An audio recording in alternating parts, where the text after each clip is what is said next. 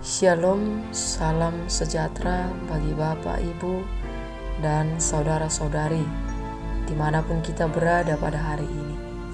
Untuk mengawali segala aktivitas kita sepanjang satu hari ini, baiklah terlebih dahulu kita disapa melalui firman Tuhan yang menjadi renungan harian hari ini, sehingga kita dimampukan untuk melaksanakan segala aktivitas kita sesuai dengan kehendak Tuhan. Marilah kita berdoa. Ya Allah Bapa yang penuh kasih, terangilah hati dan pikiran kami untuk mendengarkan firman-Mu yang akan menjadi kekuatan bagi kami sepanjang satu hari ini. Amin.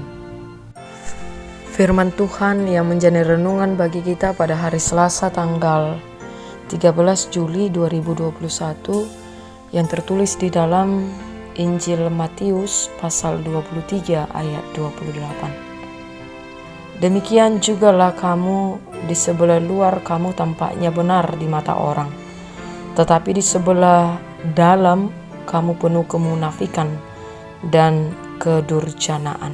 Demikian firman Tuhan. Saudara-saudari yang dikasihi dalam nama Tuhan Yesus Kristus, sering dikatakan munafik adalah muka nabi tetapi pikiran kotor. Dia seperti malaikat, perkataannya manis seperti gula, penampilannya sederhana, muka lembut dan polos, tetapi hatinya jahat. Hatinya penuh kemunafikan dan kedurjanaan. Karena itu Tuhan Yesus menasihati agar hati-hati, waspadalah terhadap nabi-nabi palsu yang datang kepadamu dengan menyamar seperti domba, tetapi sesungguhnya mereka adalah serigala yang buas. Seperti di Matius 7 ayat 15. Orang munafik adalah serigala berbulu domba. Supaya kehadiran dan ajarannya diterima, ia harus berbulu domba melalui perkataan manis, pakaian sederhana, muka lembut dan polos, padahal ia adalah serigala. Orang munafik dalam Injil Matius telah ditujukan kepada Farisei atau ahli Taurat. Mereka yang sangat pintar berbicara, menasehati, menghafal 10 hukum Tuhan, mau melakukan apa yang diperintahkan Tuhan, tetapi justru melawan dan mengkhianati firman Tuhan. Disebut pengikut Tuhan Yesus, tetapi mereka sendiri yang menyalibkannya. Karena itu firman Tuhan hari ini ditujukan kepada Farisei dan ahli Taurat. Demikian jugalah kamu, di sebelah luar kamu tampaknya benar di mata orang, tetapi di sebelah dalam kamu penuh kemunafikan dan kedurjanaan. Tuhan Yesus menembak kemunafikan dan kedurjanaan Farisei dan ahli Taurat.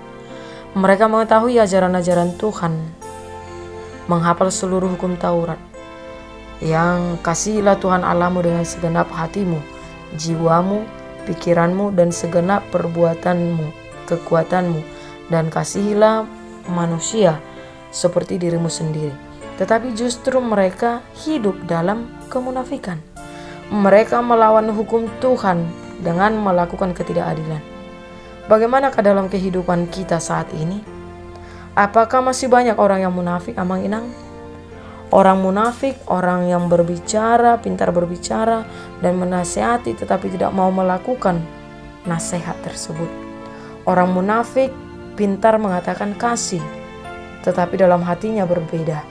Dia berbicara dengan lembut dan manis, tetapi persekutuan keluarga, gereja, dan masyarakat dia rusak dengan alasan atau perbuatan yang lain. Mengadu domba yang satu dengan yang lain, sehingga terjadi pertengkaran dan perpecahan. Ia menginjak-injak kebenaran dan melakukan yang tidak benar. Orang munafik akan menjadikan orang yang bersahabat dengan dia lebih munafik. Karena itu Bapak Ibu Saudara-saudari, marilah kita menjauhkan diri kita dari orang munafik, dan janganlah kita munafik. Tetapi bagaimana kehidupan kita yang telah diberkati, diperbaharui oleh Tuhan, kita boleh menunjukkan kesetiaan, kasih di tengah-tengah kehidupan kita. Biarlah hidup kita ini terpancar dengan kasih yang daripada Tuhan, sehingga tidak ada kemunafikan yang kita tutupi di dalam kehidupan kita. Amin. Kita berdoa.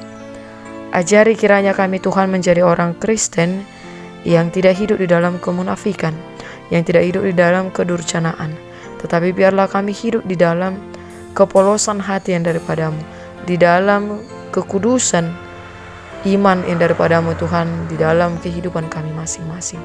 Mampukan kiranya kami Tuhan menjadi orang Kristen yang setia, orang Kristen yang penuh kasih, orang Kristen yang mau memaafkan orang lain.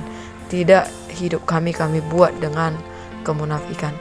Biarlah kami Tuhan menunjukkan kasih di setiap perjalanan kehidupan kami. Dan mampukanlah kami kiranya sepanjang satu hari ini untuk melakukan yang terbaik di dalam setiap aktivitas kami dengan bantuan dan pertolongan Tuhan. Di dalam nama Tuhan Yesus kami berdoa dan mengucap syukur. Amin.